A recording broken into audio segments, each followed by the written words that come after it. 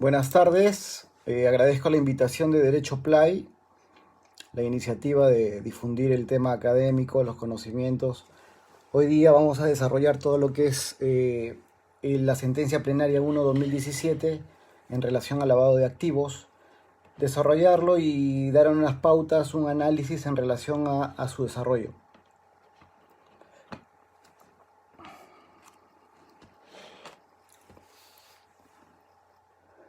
Bueno, el lavado de activos debe entenderse desde un punto de vista criminológico como un proceso concatenado de diferentes operaciones realizado por los agentes que cometen delitos previos o actividades criminales previas destinados ¿a qué? A buscar un auxilio de estas operaciones de lavado de activos para evitar pues en todo momento que ese dinero pueda ser incautado, decomisado, qué sé yo. Es decir, los agentes lavadores, luego de cometer actos criminales previos y obtener diferentes ganancias, lo que hacen es aplicar operaciones de lavado de activos para alejar esos activos ilícitos de esa fuente ilícita y asegurarlas para poder disfrutarlas. O sea, el objetivo es introducirlo dentro de un flujo monetario económico para así disfrutarlas sin ningún problema dentro del sistema económico. Ese es el enfoque criminológico que se le da al concepto de lavado de activos. Es un enfoque criminológico, pero que no significa que no tengamos en cuenta también un enfoque o una regulación de cada etapa. No olvidemos que el proceso de lavado de activos, desde el punto de vista criminológico, abarca diferentes etapas, desde una colocación, una reintegración, hasta un ocultamiento o tenencia propiamente dicho, que es parte de la reintegración. Ya ha existido acuerdos plenarios en relación al lavado de activos. Uno de ellos es el Acuerdo Plenario 3/2010, el otro es el 7/2011 y el último que se emitió, que es una sentencia plenaria, que es el 1/2017. Si bien es cierto, el lavado de activos es un conjunto de operaciones y tiene toda una estructura que va desde un acto de colocación hasta una reintegración, el Acuerdo Plenario 3/2010 ha generado una equivalencia, es decir, el acto de colocación lo equipara a los actos de conversión, el acto de intercalación o transferencia lo equipara a los actos de transferencia o estratificación, y los actos de reintegración, que es la última fase, lo equipara a los actos de ocultamiento o tenencia. Eso lo dice el Acuerdo Plenario 3/2010 y a eso tenemos que asumirnos. Algunos consideran que es necesario que se cumplan todas las etapas para el lavado de activos, pero lo cual no es tan cierto, porque basta que se cumpla alguna de las etapas que está regulado en nuestra legislación como etapas independientes, que tienen una estructura típica independiente. Entonces basta que se cumpla alguna de las etapas para configurar el acto de lavado de activos. Por eso tenemos que diferenciar el concepto criminológico, que es como el general, es una estructura completa, y el concepto desde su regulación propia, que es un concepto destinado a imputar o a sancionar cada conducta típica regulada en la legislación de lavado de activos. Actualmente, la legislación que regula el lavado de activos es el Decreto Legislativo 1106. Este decreto legislativo, que fue expedido en el 2012, el 19 de abril de 2012, es el que nos regula actualmente. Sin embargo, hay que tener en cuenta que el lavado de activos ha sido objeto de diferentes modificatorias que van desde el Código Penal de 1991 hasta la última, que es la 1367, Decreto Legislativo 1367. ¿Por qué es importante saber ello? En caso del Ministerio Público es importante conocerlo. ¿Por qué? Porque en un momento determinado, cuando impute un hecho por lavado de activos, tiene que aplicar la ley vigente al momento de ocurridos los hechos, por el tempus deliti comissi, que es un principio dentro de la teoría del derecho penal. Entonces, tenemos que conocer cuándo ocurrieron los hechos, porque si ocurrieron los hechos en el 2011, ahí no estaba vigente la 1106, estaba vigente otra ley.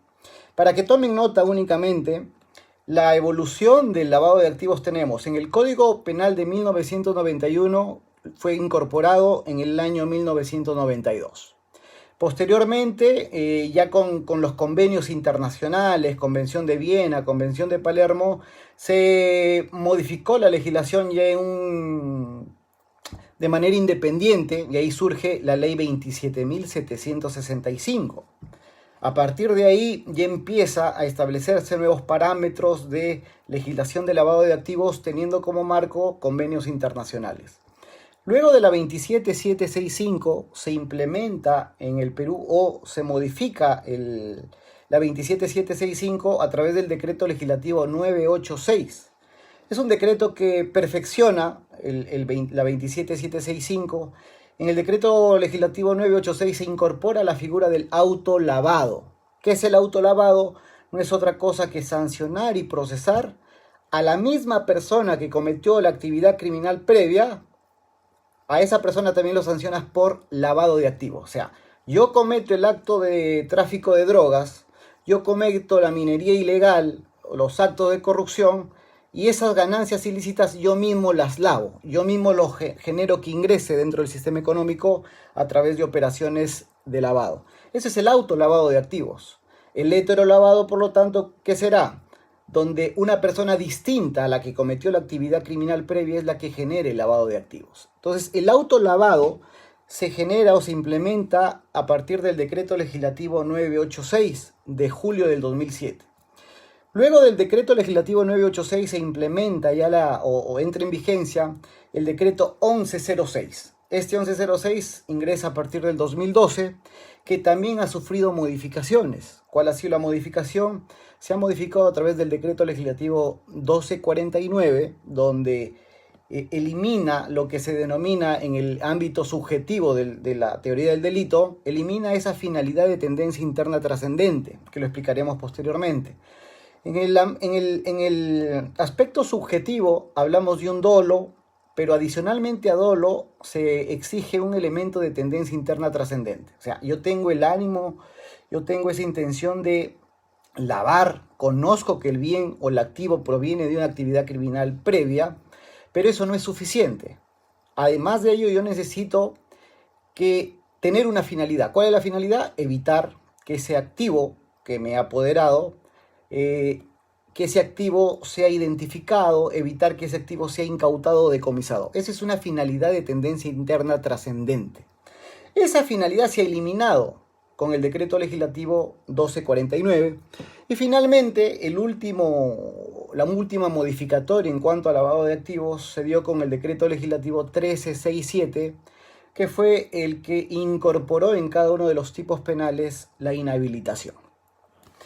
Miren ustedes, doctores, cómo ha evolucionado la legislación de lavado de activos con constantes y permanentes modificatorias. La importancia de conocer cada una de estas leyes, ¿por qué? Porque en función a ello tendríamos que aplicar la ley vigente al momento de ocurridos los hechos. Tempus deliti commissi. Si ocurrió en el 2011, tendría que aplicar la ley vigente al momento, sobre todo en los actos de conversión y transferencia, artículo 1 del decreto legislativo 1106, porque se entiende que son delitos instantáneos. En cambio, si hablamos de ocultamiento y tenencia, por ejemplo, en este momento yo adquiero un vehículo conociendo que el vehículo ha sido de una persona que lo compró con dinero de la droga. Si yo adquiero ese vehículo, yo lo adquiero y la imputación sería un ocultamiento o tenencia, ¿no? Puede ser mantener en su poder, adquirir, ¿no? Recibir, poseer, pero yo respondería por un ocultamiento y tenencia. Pero por más que yo lo haya adquirido en el 2010, respecto al ocultamiento y tenencia, el delito seguirá cometiéndose. Porque en cuanto al ocultamiento y tenencia, no se trata de delitos instantáneos, sino únicamente de delitos permanentes. Y la característica del delito permanente es que el delito se sigue consumando, es como una fotografía, se sigue consumando y por lo tanto tendrás que aplicar la ley vigente al momento en que cesa la permanencia, ¿no? Al momento que normalmente estas personas adquieren el vehículo, adquieren un bien y lo ven, por ejemplo, lo adquieren en el 2010 y lo venden en el 2016. Aplica la ley vigente al 2016, porque hasta esa fecha permaneció el acto consumativo. Entonces, la importancia, doctores, de conocer esta legislación para la aplicación en relación al lavado de activos, que es un delito sumamente complejo. Yo posteriormente enviaré a través de los doctores algunas diapositivas en relación al lavado de activos y también una clasificación que hice en relación a los tipos penales. Yo recomiendo siempre conocer o realizar una clasificación de los tipos penales, porque en función a esa clasificación podremos entender mucho mejor el delito de lavado de activos. Miren, el decreto legislativo 1106, que es el vigente, el que marca la referencia, ¿cuál es la estructura? La estructura que los 3 primeros artículos están referidos a actos de lavado clásicos, los propios, los que por su naturaleza son identificables como actos propios de lavado de activos. Artículo 1, 2 y 3. Artículo 1 es conversión y transferencia. Artículo 2 son 14 verbos rectores: ocultamiento, tenencia, mantener en su poder, adquirir. Y el artículo 3, el artículo relacionado al transporte, ¿no? Traslado dentro o fuera del territorio nacional hacia el país de instrumentos dinerarios, están regulados en esos 3 artículos, artículo 1, 2, 3. El artículo 4 únicamente te regula agravantes del delito de lavado de activos. El artículo 5 y el artículo 6 son denominados delitos periféricos. Únicamente luego están direccionados a aquellos funcionarios o que tienen una cualidad especial en relación a suministrar información, y en caso no suministren información o se retarde la información a proporcionar, estas personas podrían responder penalmente por un delito tipificado en el 1106. Y los otros artículos pues mencionan aspectos de la investigación que incluso han sido derogados por la ley 30.077, ley de crimen organizado, y establece la ley de lavado de activos un artículo importante que es el que marca la pauta y en el desarrollo de la sentencia plenaria, que es el artículo 10.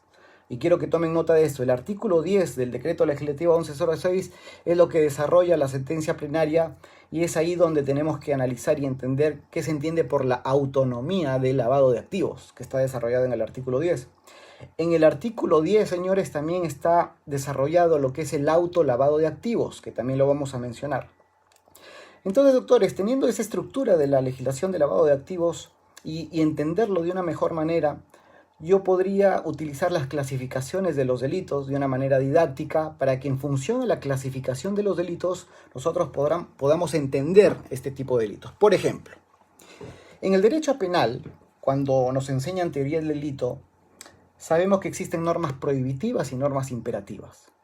Normas prohibitivas, ¿por qué? Porque el legislador, desde la criminalización primaria, ha establecido de que está prohibido realizar determinada conducta. Es decir, son normas prohibitivas, te prohíben que hagas una determinada conducta, pero pese a ello tú lo cometes.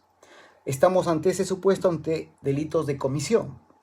En cambio, existen normas imperativas donde el legislador no te prohíbe, por el contrario, te dice que hagas determinada acción, pero tú no lo haces, es decir, cometes delitos por omisión. Entonces tenemos una clasificación: delitos de comisión y delitos de omisión. Y dentro de los delitos de omisión hablamos de delitos de omisión propia y delitos de omisión impropia. ¿Cuál es la diferencia? Que los delitos de omisión propia están establecidos taxativamente en un tipo penal. Por ejemplo, omisión a la asistencia familiar. No hay mayor problema que darle, no hay mayor vuelta. Es un delito de omisión propia porque está en el Código Penal. Omisión de actos funcionales, omisión de socorro, está en el Código Penal. En cambio, la omisión impropia no está en el Código Penal, pero es un análisis valorativo que se hace en función a la posición de garante del sujeto. Teniendo en cuenta esto, teniendo en cuenta que existen delitos de comisión y delitos de omisión, vamos aplicándolo en el lavado de activos. El lavado de activos, los delitos son de comisión. Por lo tanto, el artículo 1, 2 y 3 aplican delitos comisivos. No obstante, existe un artículo en la legislación de lavado de activos donde sí me habla de los delitos de omisión, y sobre todo los delitos de omisión propia. Es el artículo 5, que regula que responderá por delito de omisión aquella persona que omite reportar operaciones sospechosas.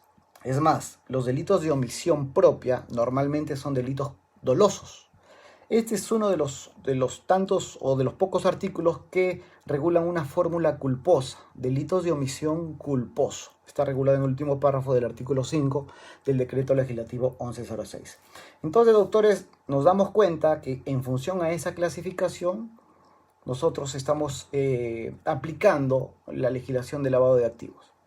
Por ejemplo, otra clasificación puede ser por el número de bienes jurídicos protegidos.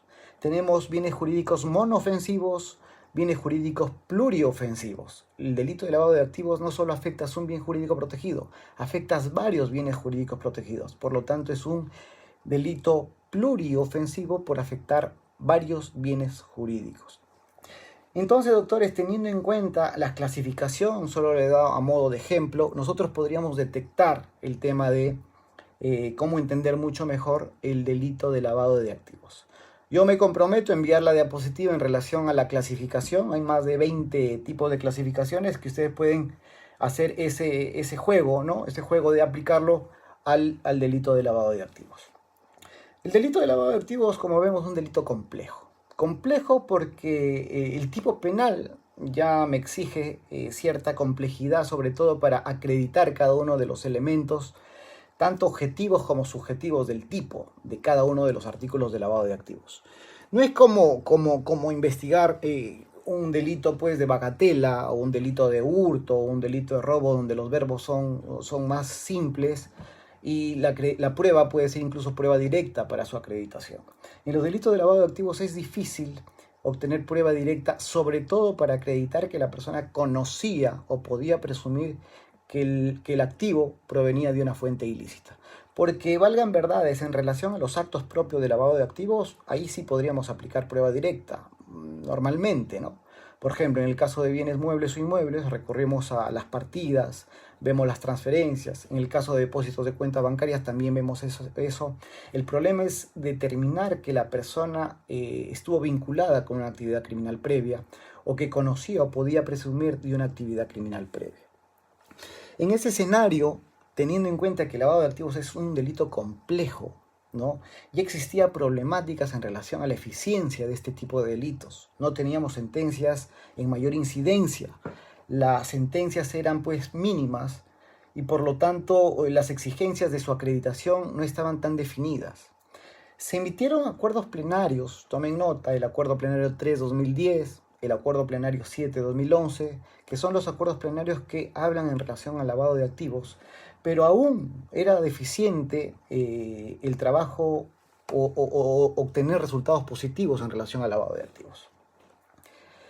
Es a raíz de una casación donde podríamos decir que gracias a esta casación es que se genera una sentencia plenaria donde definen varios aspectos. La casación a la que hago referencia y que fue emitida pues por un juez supremo que todos ya conocemos, una sala transitoria de la Corte Suprema, fue una casación que fue declarada precedente vinculante. La casación fue la 97/2017, expedida el 8 de agosto del 2017. Esta casación fue lo que generó una crisis en el ámbito judicial, en el ámbito legal, hasta social, respecto al lavado de activos. ¿Por qué? Porque esta casación te establecía una valla muy alta para investigar lavado de activos. Te exigían que la acreditación de lavado de activos, sobre todo del delito previo, o sea, del delito antecedente de la actividad criminal previa, tenía que ser una identificación pormenorizada, detallada, lugar, fecha, incluso hasta creo que querían que se precise la hora de la comisión. Se estableció una conducta clara, típica, una conducta antijurídica de manera precisa. Y más aún, que el agente lavador conozca detalladamente esta actividad criminal previa. Siendo así, las trabas para el Ministerio Público habrían sido mayores, en el sentido de que no hubiéramos podido tener resultados positivos. Esto generó pues opiniones de juristas, opinólogos, de la UIF, de los medios de comunicación, de la propia Fiscalía, quienes elevaron su llamado de atención en esta casación, y esto generó pues que la Corte Suprema emita una sentencia plenaria donde defina varios aspectos. Es decir, la sentencia plenaria tenía que definir varias cosas. Por ejemplo, uno, ¿era cierto que tenía que acreditarse la actividad criminal previa o delito previo, como se llamaba en ese momento, de manera pormenorizada, cierta, clara? La Suprema dice que no. Segundo, en la casación 97 se había establecido que los delitos de donde provendrían la actividad criminal previa o los activos ilícitos tendrían que estar establecidos en la ley. Por eso les digo, el artículo 10 es el punto de referencia para entender la sentencia plenaria 1/2017. El que puede, imprímalo en este momento, de repente lo puede tener en su tablet, en su computadora, en su celular. El artículo 10 establece, les dije hace un momento, la autonomía del lavado de activos, regula los delitos que podrían ser considerados lavado de activos, regula el autolavado de activos. Entonces, ¿qué dijeron en el acuerdo plenario, en la sentencia casatoria 92/2017? ¿Qué dijeron? Uno, que por principio de legalidad, no cualquier delito puede ser delito previo. No cualquier delito. ¿Qué sucede? Que en esta casación desarrollaron un delito de fraude en la administración de personas jurídicas. La pena para este delito era de 1 a 4 años, nada más. Entonces, el ponente de esta casación estableció de que por principio de legalidad el fraude de la administración de personas jurídicas no se encuentra regulado en el artículo 10. Ustedes lean el artículo 10, ahí hay un catálogo de delitos, que ya la Suprema dice que eso no debe entenderse como un catálogo, debe entenderse únicamente como un aspecto ejemplificador o referencial para el magistrado, que lo determinante es saber qué se entiende por actividad criminal previa o por actividades que generan ganancias ilícitas. Eso es lo que se tiene que determinar, dice la Suprema en la sentencia plenaria. Entonces, lo que en la casación 92/2017 se estableció era una valla muy alta al Ministerio Público para acreditar el delito previo. Segundo, el delito de fraude en la administración de personas jurídicas, como no estaba contemplado dentro del listado del artículo 10, entonces no formaba parte de los delitos previos y por lo tanto la conducta era atípica. Además, por la pena del delito de fraude en la administración de personas jurídicas, que era de 1 a 4 años, era una pena muy simple, de escasa lesividad, al punto de que un magistrado no podría imponer una medida coercitiva, al punto que un magistrado no podría imponer una pena efectiva, porque incluso podría imponer una pena suspendida. Entonces, eso hacía de que el delito de fraude en la administración de personas jurídicas, pese a no estar en el listado del artículo 10, pero tampoco cumplía la gravedad, decía esta casación, que generó la crisis. No cumplía la gravedad porque era un delito de 1 a 4 años de pena privativa de libertad. Adicionalmente, establecieron esa exigencia al Ministerio Público de que la actividad criminal previa tiene que conocerse detalladamente, claramente, lugar, el contexto, las circunstancias, y lo peor aún, que se exigía que ese conocimiento del sujeto lavador sea claro, sea evidente respecto a la actividad criminal previa. Entonces, estos aspectos generaron problemáticas, generaron una crisis, el Ministerio Público no podía trabajar adecuadamente, la forma de buscar pruebas hasta indiciaria era muy difícil, porque muchas veces conectar el acto de lavado con la actividad criminal previa con prueba objetiva era sumamente difícil. Entonces la Suprema emite la sentencia plenaria y donde da respuesta a cada uno de estos puntos. Primero, ¿hasta qué punto deberíamos entender la actividad criminal previa? ¿Debe ser de manera circunstanciada? ¿Debe ser de manera específica? Segundo, ¿el artículo 10 es un tipo penal o no es un tipo penal? Tercero, la Suprema desarrolla qué debe entenderse por gravedad, ¿no? 4, desarrolla lo que es el estándar de prueba dentro del lavado de activos. Y finalmente desarrolla los niveles o los grados de intensidad, ¿no?, conforme avanza un proceso penal. Primer punto, artículo 10. ¿Qué habla o a qué se refiere la Suprema con el artículo 10? Habla de lo que es la autonomía del lavado de activos. Digamos entonces, señores, ¿qué se entiende por autonomía del lavado de activos? Yo lo que quiero que de esta transmisión en vivo que estamos realizando por lo menos cada uno de las personas que nos están viendo, como siempre digo en mis clases, en la docencia, lo que quiero es que siempre salgamos aprendiendo algo, algo. Para mí eso sería muy alentador, ¿no? Entonces lo que quiero es que entendamos ahora, a partir del artículo 10 de la legislación de lavado de activos, qué se entiende por autonomía de lavado de activos. La Suprema, cuando te desarrolla la sentencia plenaria, te habla de una autonomía, te menciona incluso una autonomía plena de lavado de activos, una autonomía total de lavado de activos. Pero por lógica, si me desarrollas una autonomía plena de lavado de activos, debería decirse entonces que no es necesario conectarlo con una actividad criminal previa. Entonces, no es tan cierto que la autonomía de lavado de activos sea una autonomía absoluta, es una autonomía relativa. Pero ¿a qué se refiere con esta autonomía? ¿Es una autonomía procesal o es una autonomía material? Entonces, aquí tenemos que entender cuál es la diferencia entre una autonomía procesal y una autonomía material. La autonomía procesal. La autonomía procesal parte por el concepto de que no existe una prejudicialidad homogénea en el delito de lavado de activos. ¿Qué significa? No existe ninguna condición, no existe ningún requisito de procedibilidad en el delito de lavado de activos para iniciar una investigación de lavado de activos, ni mucho menos para condenarte por lavado de activos. Ojo, estamos hablando de la autonomía procesal. No existe ningún requisito previo, no existe ninguna condición para procesarte por el delito de lavado de activos. O sea, no existe condición de que tenga que detectarte inmediatamente el delito previo. No existe condición para que yo te identifique inmediatamente el delito previo. No. Puede ser que yo inicie una investigación por lavado de activos sin conectar con el delito previo inicialmente, ¿correcto? Esa es la autonomía procesal. Y normalmente la Suprema en esta sentencia plenaria se pronuncia sobre la autonomía procesal, si ustedes son detallistas. Por otro lado, ¿qué es la autonomía material? La autonomía material tiene que ver con la configuración típica de lavado de activos. Es decir, es un tipo independiente que no tiene nada que ver con un delito previo.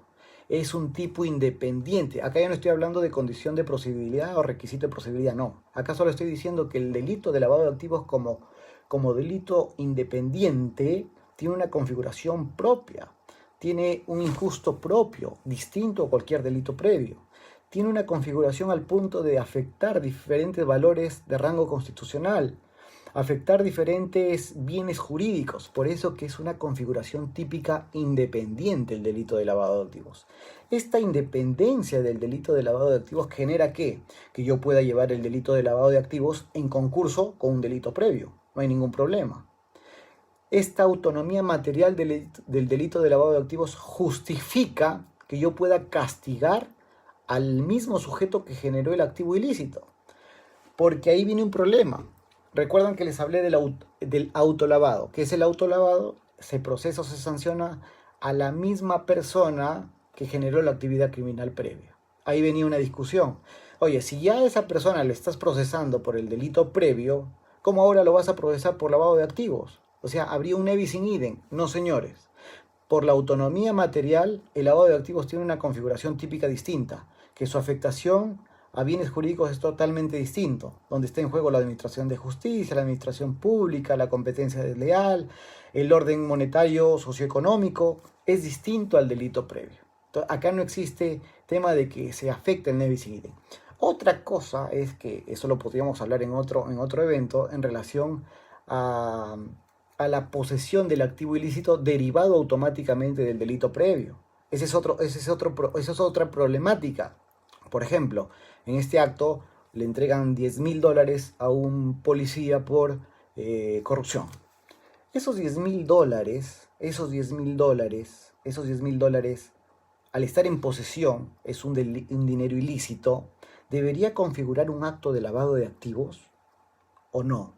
Pero ahí tendríamos que analizar otras categorías, tendríamos que analizar en función a hacer valoraciones, porque particularmente la sola posesión del activo ilícito derivado automáticamente del delito previo no configuraría lavado de activos, a no ser que esa posesión ya forme parte de una cadena sucesiva de actos de legitimación, donde ya no solamente ponga en riesgo o afecte bienes jurídicos idénticos, sino afecten bienes en mayor medida, ¿no? En mayor magnitud.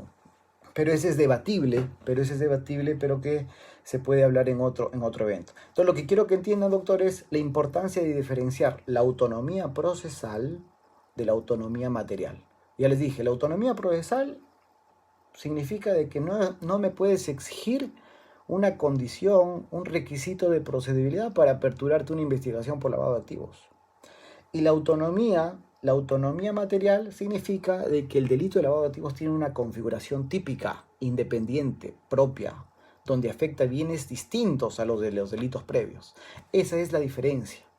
Ustedes lean el acuerdo plenario, ustedes pueden encontrar en el fundamento 19 y en el fundamento 20, referencialmente hablan de la autonomía material, donde citan los fundamentos de la exposición de motivos del decreto legislativo 1106. En tal sentido, doctores, entendiendo esta autonomía, en esta casación que generó la crisis del lavado de activos, se había establecido de que los delitos desarrollados ahí, en primer lugar, era una cláusula cerrada. Segundo lugar, que la gravedad del delito de lavado de activos tendría que ser en función a la pena conminada. O sea, por ejemplo, delitos de 1 a 4 años, como el fraude en la administración de personas jurídicas, no entraba en ese delito. Y desconocía la autonomía del lavado de activos, porque lo que hacía esa casación que generó la crisis es exigirnos acreditarte el delito previo. Es decir, sí me establecía una condición para dar inicio a la actividad del acto de lavado de activos. Entonces, ¿qué desarrolla la Suprema? La Suprema dice, en primer lugar, siempre se ha fundamentado el desarrollo del artículo 10 que desarrolla la autonomía del lavado de activos. Siempre se ha citado convenios internacionales, pronunciamientos de juristas, nos hemos basado en legislación de otros países, pero nunca se tuvo en cuenta un reglamento modelo para el Perú, que es un referente insoslayable para los actos de lavado de activos, que es el reglamento modelo sobre lavado de activos de la CICAT. Es un reglamento modelo sobre tráfico de drogas y delitos conexos de la Comisión Interamericana de el abuso de drogas, del control del abuso de drogas de la CICAT de la OEA. Era un modelo, una norma rectora en cuanto a lavado de activos. Esa es la base o la fuente, para que tengan en cuenta, esa es la fuente del artículo 10, sobre todo de la autonomía del lavado de activos. En este reglamento modelo de la CICAT, te establece claramente de su redacción en 1992 que los delitos de lavado de activos son autónomos a los delitos precedentes, son autónomos. ¿Y el Perú desde cuándo tomó en cuenta esto? Lo tomó en cuenta desde la ley 27.765. Desde la 27.765, en el artículo 6, ya se desarrollaba la autonomía del lavado de activos. Entonces la Suprema dice que no podríamos desconocer la autonomía del lavado de activos. No podríamos establecer ninguna condición para el lavado de activos. Realizar esa interpretación es una interpretación que va en contra del principio de legalidad. Realizar esa interpretación debilitaría el efecto preventivo general del derecho penal en cuanto al lavado de activos. ¿Por qué? Porque tendríamos que tener en cuenta esta fuente, que es el reglamento modelo de lavado de activos, que no ha hecho otra cosa que reconocer la criminalización político-criminal de la autonomía del lavado de activos. Entonces establece que todos deberíamos tener en cuenta este reglamento modelo de lavado de activos de la CICAT. ¿Por qué? Porque es un modelo tipo en donde deben tener en cuenta tanto los operadores del derecho como también los que crean o modifican las normas, como son los legisladores, el Poder Ejecutivo. Por eso es que menciona la Suprema que esto debe estar en relación con la criminalización primaria y secundaria del derecho penal. Entonces la Suprema define claramente la autonomía procesal. Doctores, en el artículo 10 de la legislación del 1106 hay un tema importante de la autonomía. Les digo que la autonomía no es tan autónoma respecto al punto de vista procesal, porque siempre necesitamos conectarlo con una actividad criminal previa. Si ustedes leen el artículo 10 del texto original del 1106, el que no lo tiene así es porque está desactualizada su norma, el artículo 10 establecía que el delito de lavado de activos no necesita para su investigación, para su procesamiento o sanción, que se descubra, que se investigue, que se procese actividades criminales previas. Este artículo ha sido modificado. Inicialmente la redacción solo decía lo siguiente: que los actos de lavado de activos, o sea, para iniciarte una investigación por lavado de activos, no es necesario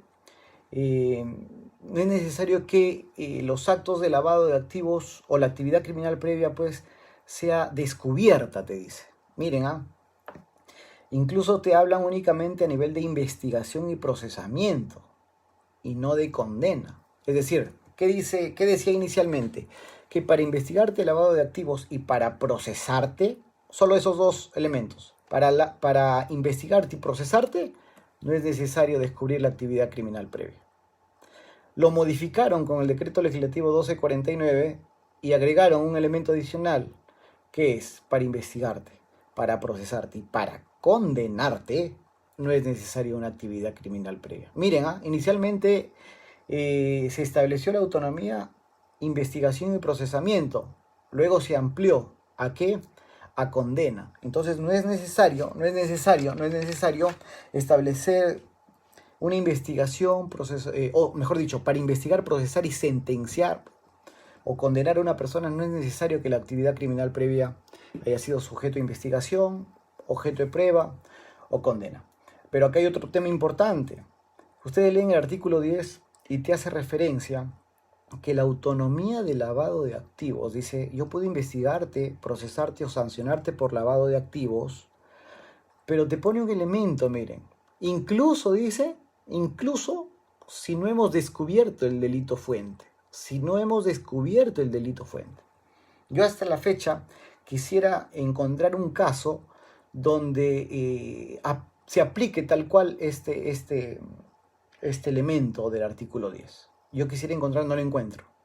Si yo digo que para investigarte, procesarte y sancionarte por lavado de activos no es necesario descubrir una actividad criminal previa, ahí sí estaría en una autonomía procesal absoluta de lavado de activos. Es decir, llegaría al punto que solo por un tema de detectar defraudación tributaria, de detectar un incremento patrimonial injustificado, un desbalance patrimonial de un particular, solo bastaría con eso para condenarte por lavado de activos, lo cual no es la lógica, no es la naturaleza del lavado de activos. Más aún si la sentencia plenaria posteriormente te exige que por lo menos de manera general acreditemos la actividad criminal previa. Entonces ahí tienen un tema que pueden desarrollar como tesis de repente en relación a la exigencia de poder condenarte por lavado de activos incluso sin haber descubierto la actividad criminal previa. Es difícil de realizarlo, iría en contra de la lógica del delito de lavado de activos, porque el delito de lavado de activos es un delito de subsecuencia delictiva. Tiene que haber una actividad criminal previa que genere activos ilícitos para recién conectarlo con los actos de lavado. Entonces, ¿cuándo podríamos condenar a un acto de lavado sin descubrirlo? Entonces, yo creo que eso fue el ímpetu del legislador de querer sancionar todos los actos de lavado, ¿no? Porque a veces yo creo que incluso esta legislación de lavado de activos es una legislación hasta sobrecriminalizadora. Porque ustedes se dan cuenta, no existen mínimos para investigarte o sancionarte por lavado de activos en relación a los activos. Es decir, no te has puesto el legislador un mínimo de 1.000 soles, 2.000 soles de dinero ilícito, por ejemplo, para castigarte o no castigarte por lavado de activos. Lo que se ha puesto el legislador es que superando las 500 UITs se agrava la conducta. Y lo que se ha puesto el legislador es que si se trata de 1 a 4 o 5 UIT, lo único que podría aplicarse es una pena suspendida. Es decir, en el delito de lavado de activos podría aplicarse una pena suspendida cuando el monto de la UIT es mínima o de repente la persona colaboró con la investigación, ayudó a identificar a las personas, de repente dio la identificación de activos, ¿no? De bienes, qué sé yo. O sea, podría darse una pena suspendida, pero bajo ciertos supuestos. Pero lejos de ello, el legislador no ha establecido ningún límite. Ya sería aplicación de principios de lesividad, fragmentariedad, ultima ratio en la aplicación ya cuando se trata de mínimas cantidades de activos ilícitos. Entonces, doctores, queda claro la autonomía procesal, la autonomía material de lavado de activos. Se entiende que el artículo 10 no es un tipo penal, simplemente es un artículo referencial, ejemplificador, un marco referencial otorgado al juez para que el juez pueda gestionar mucho mejor sus casos. Por eso se dice que es una norma declarativa. El artículo 10 no es un tipo penal, doctores. Los tipos penales están regulados en el artículo 1, en el artículo 2, 3 y en las agravantes del artículo 4. Entonces el artículo 10 no es un tipo penal. Y aquí viene un tema que quiero enfatizar. Recuerdan que les hablé que el artículo 10 hablaba del autolavado de activos. Hubieron muchas posiciones de abogados que cuestionaban, o mejor dicho, planteaban excepciones de improcedencia de acción sobre el autolavado de activos. Es decir, en el Perú, doctores, el autolavado de activos, como les dije, se implementó con el decreto legislativo 986 en el 2007, 986. Entonces, si yo era una persona que, en el ejemplo, yo había cometido actos de tráfico de drogas, tenía ganancias ilícitas y los sometía a un proceso de lavado de activos, yo generaba el autolavado. Entonces, habían abogados que planteaban excepciones de improcedencia de acción porque decía, doctor, un momentito, el autolavado está regulado a partir del año 2007, pero los hechos de mi patrocinado se han dado en el 2005, en el 2004. Por lo tanto, no podrías aplicar el autolavado, que por el principio de legalidad, el autolavado estuvo regulado en el artículo 10 a partir del 2007. Existen pronunciamientos de la Suprema que se ampararon esas excepciones de improcedencia de acción, aduciendo de que efectivamente el autolavado se había implementado a partir del año 2007, ¿no?, en adelante, y como los hechos se dieron antes del 2007, la conducta es atípica. Pero luego han existido un número considerable, yo diría hasta más de 8, el que quiere también le paso esos números de las casaciones, donde la Suprema dejó establecido, un momentito, el autolavado no estuvo regulado a partir del 2007, el autolavado estuvo regulado siempre. Ustedes leen el artículo 1, 2 o 3, te dice el que cualquier persona podría cometer lavado de activos. Por lo tanto, lo que establece el artículo 10 no es un tipo penal. Y con mayor razón, doctores, la sentencia plenaria reconoce que el artículo 10 no es un tipo penal. Por lo tanto, el autolavado siempre estuvo vigente en nuestra legislación en el decreto legislativo 1106 al tipificarse el que comete el delito de lavado. Y como les dije, por la autonomía material, el que comete un delito de lavado de activos tiene una sustanciación propia, entraña un injusto penal distinto, por lo tanto es lógico también castigar a esa misma persona que cometió el delito previo por lavado de activos. Segundo punto, respecto a la gravedad. ¿Qué entendemos por gravedad? Noción de gravedad. Miren, si ustedes revisan el artículo 10 en ninguna parte te habla de gravedad. Pero cuando el legislador ha detallado todos los delitos que pueden ser delitos fuente, se entiende que son delitos que revisten cierta gravedad. La Casación 92-2017 dijo, el delito de fraude en la administración de personas jurídicas no es grave. ¿Por qué? La pena es de 1 a 4. Se podría imponer una pena suspendida. No correspondería a una medida de coerción. Entonces no es grave. Es decir, la gravedad lo establecía por la pena conminada. ¿Qué dice la Suprema en esta sentencia plenaria? Señores, la gravedad no solamente hay que entenderlo desde el ámbito de la pena conminada, sino que la gravedad hay que entenderlo en función a la actividad ilícita que te genere ganancias. Es decir, ¿la actividad ilícita es idónea para generarme ganancias ilícitas? Hay que establecer una clara capacidad de generar ganancias de la actividad criminal previa. El fraude en la administración de personas jurídicas tiene una pena de 1 a 4 años, pero eso no es determinante. Lo determinante es que el fraude en la administración te puede generar ganancias ilícitas y de manera idónea. Por lo tanto, el criterio de utilizar la pena conminada como único criterio no es el acertado. Es más, la Suprema cita los umbrales, o sea, nosotros tenemos el criterio o la teoría del umbral, desarrollado por el Gafilat, donde establece en una nota interpretativa que existen países que están teniendo en cuenta el criterio del umbral. Es decir, para estos países los delitos graves serán aquellos considerados como pena máxima mayor a 1 año. Incluso dice la Suprema, citando al Gafilat, que existen países donde tienen el criterio del umbral mínimo. Es decir, el mínimo de la pena podría ser mayor a 6 meses. Entonces, con eso queda zanjado que el delito de fraude en la administración de personas jurídicas, no porque la pena sea de 1 año, no es grave. La gravedad va en función a la idoneidad de la actividad ilícita generada. ¿Correcto? A la idoneidad. Y la Suprema desarrolla 3 criterios de actividades ilícitas a modo de ejemplo. Hay actividades ilícitas idóneas que te generan dinero ilícito, activos ilícitos, por ejemplo, actividades de despojo, actividades de producción o actividades de abuso. Actividades de despojo, por ejemplo, el robo, el hurto, la estafa, el estelionato, la apropiación ilícita. Actividades de abuso, delitos contra la administración pública, peculado, concusión, colusión. Y las actividades de producción de actividades ilícitas, ¿cuáles son? Tráfico de drogas, te genera una producción, minería ilegal, la trata de personas, etcétera, te desarrolla. Entonces la gravedad, doctores, no va en función a la pena combinada. Entender esa interpretación es una reducción teleológica negativa, dice la Suprema, que no va a los alcances o no va a la vanguardia del desarrollo político-criminal del delito de lavado de activos y de su autonomía. Eso es en cuanto a la gravedad del delito previo para generar actividades ilícitas.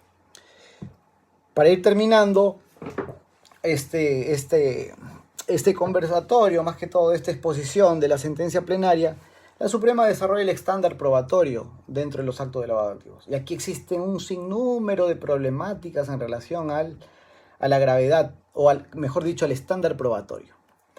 La Suprema se pregunta, para resumir, ¿qué debemos probar en un delito de lavado de activos? ¿Qué debemos probar? Deja constancia a la Suprema lo que todos conocemos, que los jueces no únicamente se valen ahora pues de la prueba tasada, ¿no? La prueba tasada que fue uno de los orígenes para valorar la prueba, ¿no? Seguido de la íntima convicción hasta llegar a la libre convicción. Hoy en día tenemos la libre convicción basados en la sana crítica racional, donde aplicamos lógica, máximas de la experiencia y las leyes científicas. Resalta la Corte Suprema que el juzgador tiene que basarse en ello, en la sana crítica. Pero no solamente debemos limitarnos a aplicar la sana crítica y la utilización de los medios de prueba de una manera referencial, de una manera donde solamente prime el convencimiento del juez. Lo que necesitamos es aplicar racionalidad para valorar la prueba. Esquemas racionales, además de las reglas del pensamiento. Racionalidad, esto es como una concepción racionalista dentro del razonamiento probatorio. Por lo tanto, el estándar de prueba que exige la Suprema, ¿no? Para afectar, para desterrar esta presunción de inocencia, ¿no? Que siempre se exige, hablo desde el punto de vista del Ministerio Público, es que respecto a los hechos exista una acreditación de los hechos a tal punto que genere una convicción más allá de toda duda razonable. Ese es el estándar probatorio. Pero para acreditar el más allá de toda duda razonable es necesario aplicar fuente de prueba, medio de prueba, más sana crítica racional, y me dará un resultado que es una conclusión o un enunciado normativo dentro de la teoría del razonamiento probatorio.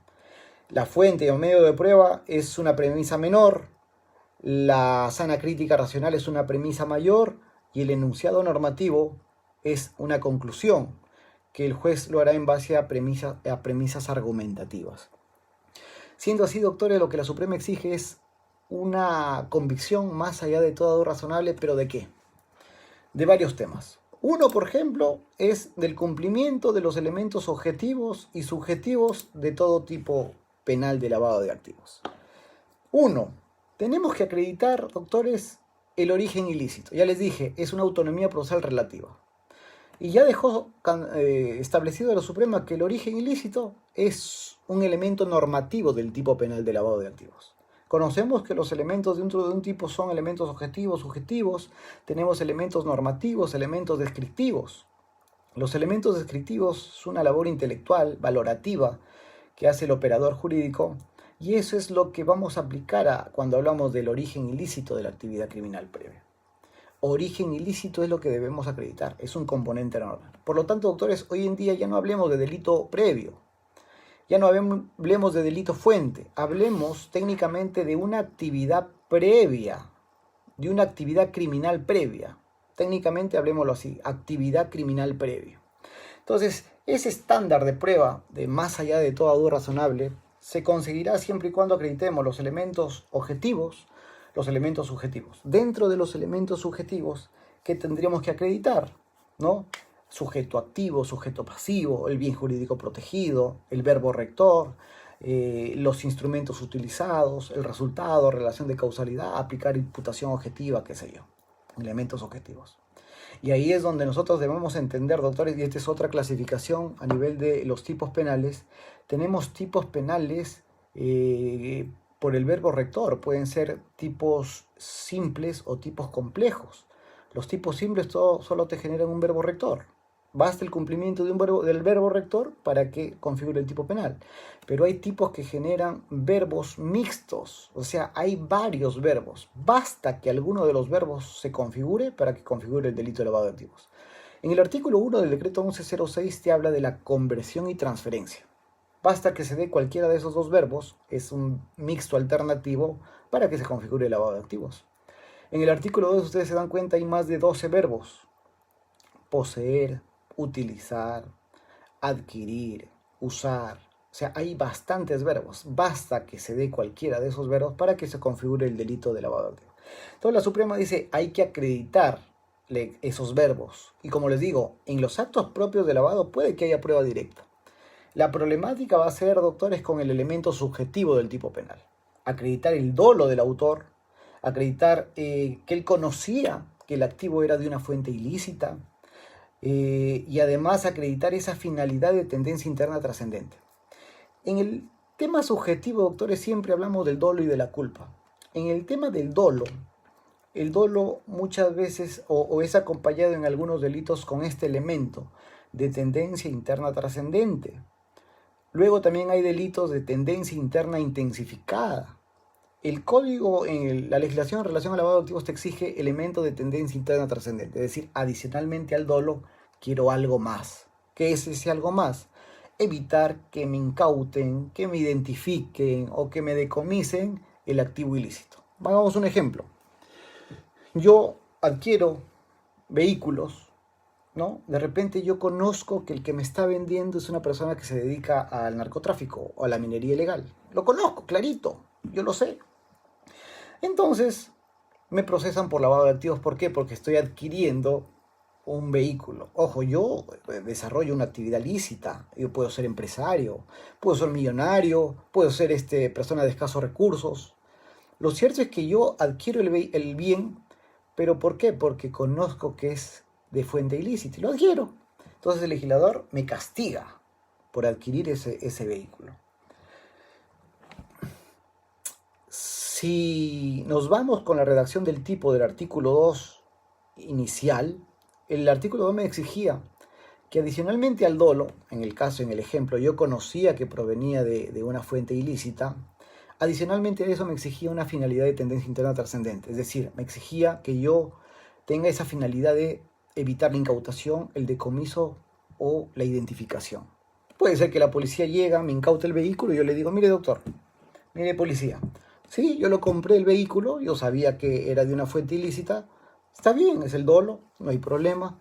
Pero doctores, yo no tenía nunca la intención de evitar su incautación, decomiso. Es más, yo lo he puesto en registros públicos a mi nombre, yo ese vehículo lo estoy utilizando para que mi hija sea trasladada a la universidad, al colegio. O sea, ¿cuál es la finalidad? Yo no tengo ninguna finalidad de evitar su incautación o decomiso. Entonces, bajo esa lógica no se cumpliría el elemento de tendencia interna trascendente. Entonces, ¿qué hizo el legislador? Con el decreto legislativo 1249 eliminó la exigencia del elemento de tendencia interna trascendente. Ustedes revisan hoy en día el decreto legislativo 1106 en el artículo 2, que fue modificado por el decreto legislativo 1249, ustedes lo revisan, no existe, doctores, la finalidad de tendencia interna trascendente. En el mismo ejemplo, hoy en día, si me capturas a esta persona y yo les digo un momentito, yo nunca le he querido evitar su incautación, su decomiso, yo lo he trasladado a mi hija, ha sido público, ¿qué finalidad he tenido? No, ese argumento ya no sirve. Suficientemente que tú conozcas que el bien tiene una fuente ilícita o que presumas de su ilícito. Entonces, es necesario acreditar ello. Y es muy difícil, doctores, acreditar, ¿no?, con prueba directa el conocimiento del delito previo. Y aquí también la Suprema se pronunció, donde la Suprema establece que no es necesario para el conocimiento preciso del delito previo. O sea, no es necesario que me conozcas precisamente el delito previo, de manera detallada, circunstanciada, no. Al igual que la Suprema me está exigiendo, o sea, no me está estableciendo una valla muy alta del delito previo, la Suprema me ha dicho hoy en día ya que el señor, en el caso del Ministerio Público, cuando quiera llevar un caso a nivel judicial, tendría que acreditar el delito previo, de manera genérica. Por eso que hablamos ahora de una actividad criminal previa, de manera genérica, no tan circunstanciado como establecer un contexto, lugar. Pero, señores, esto no significa de que cualquier causa que yo lleve por lavado de activos simplemente tenga que mencionar la actividad criminal previa de manera genérica. O sea, algunos abusamos de ello. Abusamos y únicamente digo actos de lavado, la persona tiene desbalance patrimonial y esto proviene de la defraudación tributaria y punto. O sea, está bien que la Suprema nos haya establecido una actividad criminal genérica, pero no vamos al punto de mencionarte de manera nominal el delito previo y punto. Otros dicen, ha cometido actos de lavado y proviene de los delitos contra la administración pública. Un momentito, ¿qué delito contra la administración pública? Son tantos delitos, porque de ser así podríamos afectar garantías constitucionales. Entonces la Suprema ya estableció que la actividad criminal previa se acredita de manera genérica. Pero doctores, al momento de imputar, por lo menos dime, ¿cuál ha sido el flujo de la actividad criminal previa? ¿Cómo era la defraudación tributaria, más o menos, ¿no? ¿Cómo era el delito de microcomercialización de drogas? ¿Cómo era? ¿Cómo estaba vinculado? Entonces, la Suprema me exige eso y también me establece que el conocimiento de esa actividad criminal previa tampoco no va a ser tan detallada, no pormenorizada, pero sí tenemos que aplicar inferencias, doctores. Inferencias para conocer si la persona pudo presumir con un alto grado de probabilidad que ese activo tenía una fuente ilícita. Entonces, hay muchas personas obviamente que van a decir en este tipo de criminalidad organizada, que se tratan de delitos pues camuflados, clandestinos, van a decir, yo no sabía nada. Entonces, obviamente nosotros no podríamos entrar en el cerebro de la persona para detectar cuál fue su intención, cuál fue su dolo, si conocía o no conocía. Por eso no aplicamos nosotros una concepción psicologista del dolo, sino una concepción normativista del dolo, donde a partir de fenómenos externos pueda yo inferir adecuadamente la imputación subjetiva de la persona, ¿no? Y eso tendríamos que analizarlo caso por caso. Entonces, hay que establecer una razonable inferencia de que la persona sí pudo conocer de la actividad criminal previa, ¿no? Por ejemplo, hay casos donde los familiares, los dependientes, una esposa, un hijo, pueden cometer lavado de activos. O sea, puede ser que mi padre haya cometido actos de corrupción, actos ilícitos, ha generado fuente ilícita, pero yo puedo conocer, o sea, yo puedo quebrantar ese rol de hijo y por lo tanto ya puedo ser imputable objetivamente de esa conducta. O sea, eso no significa que por ser hijo yo siempre voy a aplicar un principio de confianza como forma para descartar la imputación objetiva. Y aquí quiero mencionarles, por ejemplo, hay una casación, la 1307-2019 de la Corte Suprema, 1307-2019 de la Corte Suprema, donde en un caso de lavado de activos le habían imputado a la esposa de un abogado. El abogado, pues con artimañas, había establecido procesos judiciales bajo actos de corrupción, había obtenido beneficios para un grupo de patrocinados de jubilados, pero todo este beneficio o toda esa asesoría fue con actos ilícitos. Obtuvo el pago de sus honorarios, que para la fiscalía era un pago ilícito, y por lo tanto estos pagos se depositaron a nombre de su esposa. La Suprema emite una casación y a nivel de investigación preparatoria establece de que la esposa habría actuado por principio de confianza. Es decir, no dejó la posibilidad al Ministerio Público que investigue durante la investigación preparatoria si efectivamente la señora podría haber conocido, presumido con un alto grado de probabilidad que ese activo provenía de una fuente ilícita. Porque ¿de dónde saben, doctores, que durante la investigación obtenga la declaración de un testigo, de un colaborador eficaz, obtenga correos electrónicos, de donde la señora sabía de los tipos de asesoramientos que hacía su esposo? ¿De dónde? Entonces la Suprema aquí declara fundada, o sea, ampara la excepción de improcedencia de acción y en investigación preparatoria lo excluye al esposo, lo excluye. Entonces, ese aspecto en relación al aspecto subjetivo tiene que definirse claramente en una investigación por lavado de activos, ¿no? Y no a partir de hechos que son hechos que pueden ir variando en el desarrollo, ya emitir una decisión como amparar una excepción de improcedencia de acción. Finalmente, doctor, la Corte Suprema exige pues que en este tipo de delitos se utilice la prueba indiciaria, ¿no? El triple pilar indiciario que desarrolla la Corte Suprema en relación a detectar en cada caso concreto, uno, incremento injustificado del patrimonio, que esté asociado con operaciones anómalas, con operaciones sospechosas, ¿no? Segundo, que esta persona no justifique o no tenga actividad comercial lícita para poder atribuir de que ese dinero o activo ilícito podría provenir de otra fuente. Y tercero, las conexiones de esta persona con actividades criminales previas o la conexión con personas vinculadas a actividades criminales previas.